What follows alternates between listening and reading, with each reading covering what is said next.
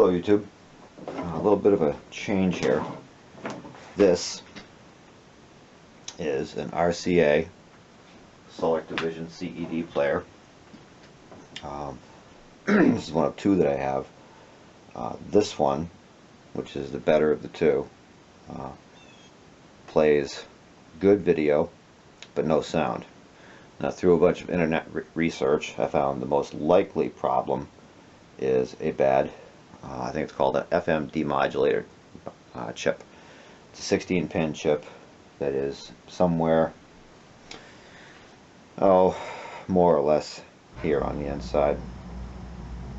So what I've decided to do is to actually switch out the board. Now, this is a PW3000 board. It's on the underside of the unit, and you get to it by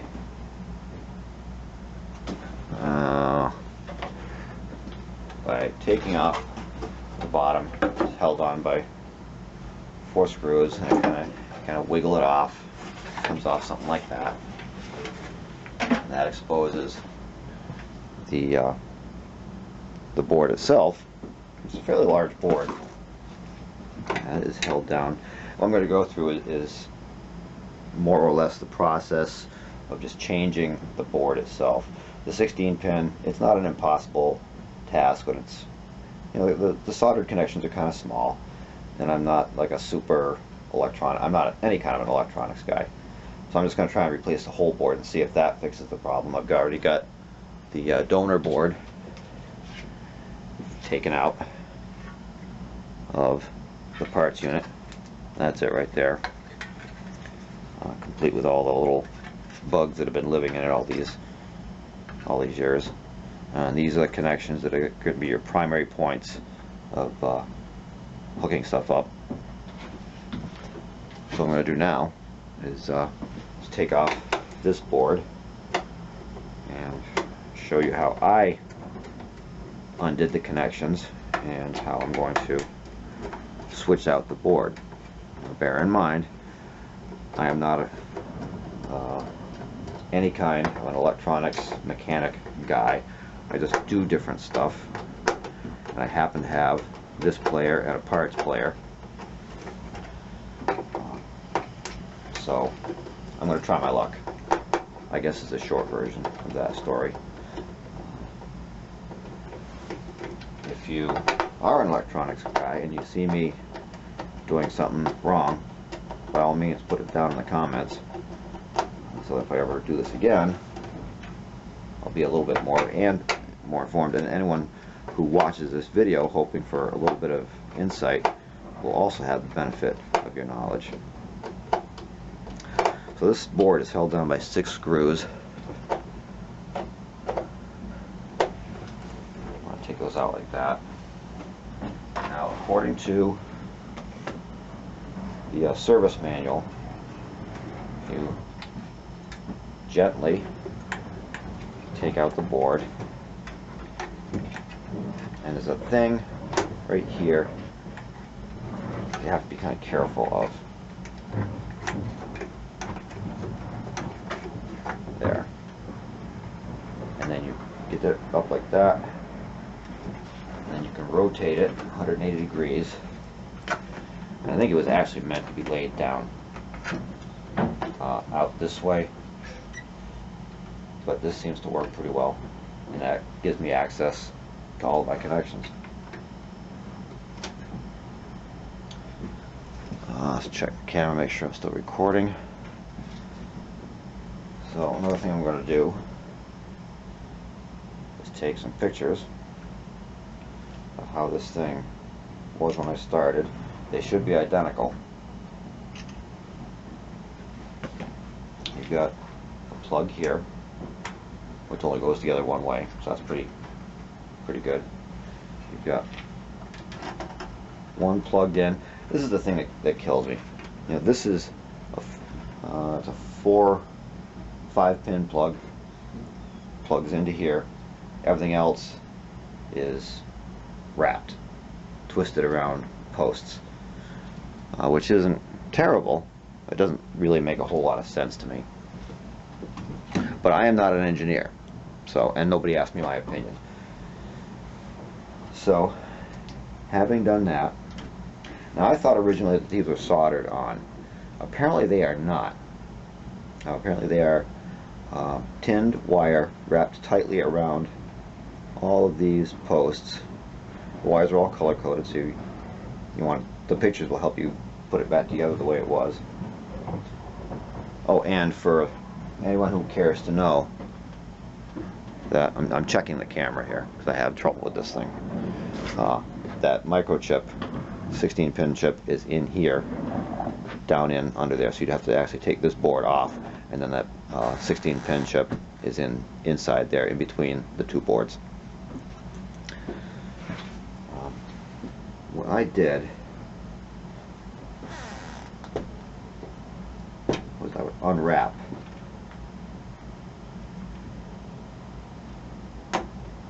these things a little bit.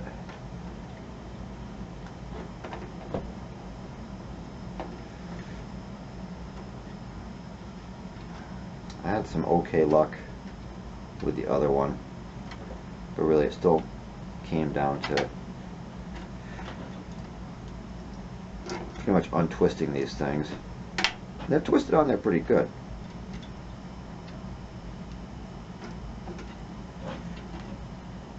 I'm not exactly sure. Yeah, I'll get them to go back on there. With a little bit of luck, it'll slide back off. That's a curly-cued, twisted up length of wire that goes down over the post. I think it's a strange way to do it, but there again, nobody asked me. So I'm going to do those. I'm not going to bother recording that. You've seen one, you've seen them all. So I'm just going to turn this off and then come back after I've got. Okay, so I've got all the old wires off. I've got the new wires on. Fire safe. The old board out, the new board in. I rewrapped the wires, and like I said, they didn't appear to have been soldered, just tightly wrapped. They wrapped on there pretty good, but they're not as tight as they were. If they were soldered, I just don't know. But I'm gonna put a little dot of solder back on there, just to make sure that they stay, because they are slightly looser than they were before. I just don't want them to slide off. A little bit of that.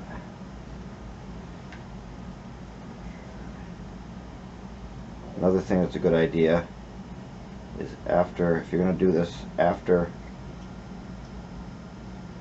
gone around and rewrapped the wires, take a loop like this and get right down there and look to see if there's any sticking out bits of wire, because you don't want these things touching each other.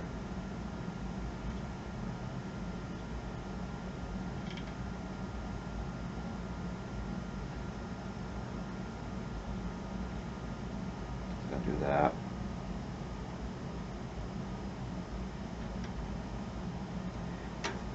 That'll hold them in place.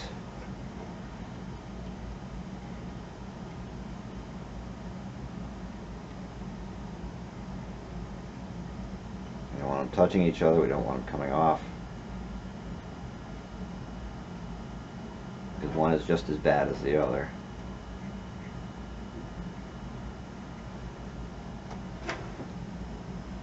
That, I think, is that. So I'm going to put that back. I'm going to unplug the soldering iron. Get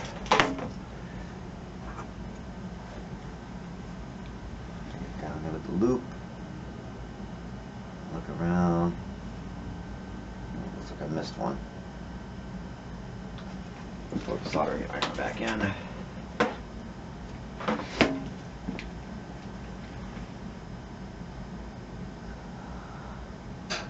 Doesn't look half bad. Got a couple of sticky outies I gotta put back in there. First I gotta get this wire that I missed.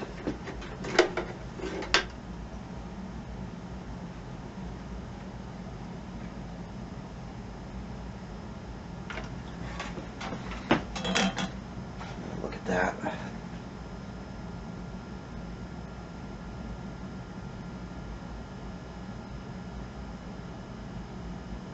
I think we might be good. Of course, all of this depends on whether or not this board is actually good. Oops. Check this one. That's okay.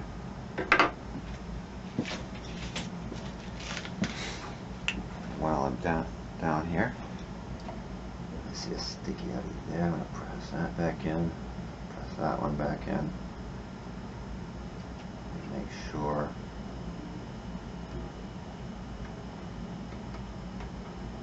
looks good. I think we might have something going on here. So then I'm going to take this one, plug it into where it was before.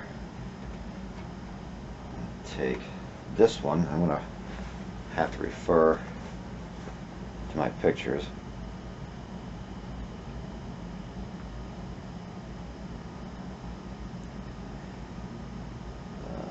Where is it?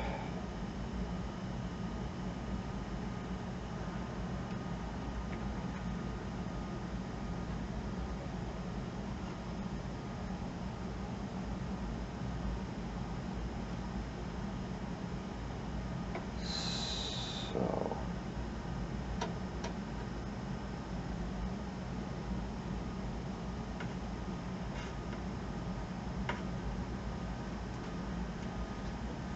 okay, so I'm going to plug that in. Then I'm going to turn this thing around, screw it back down, close it up,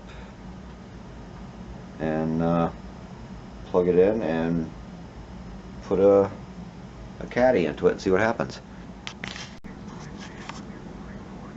So, having replaced the board,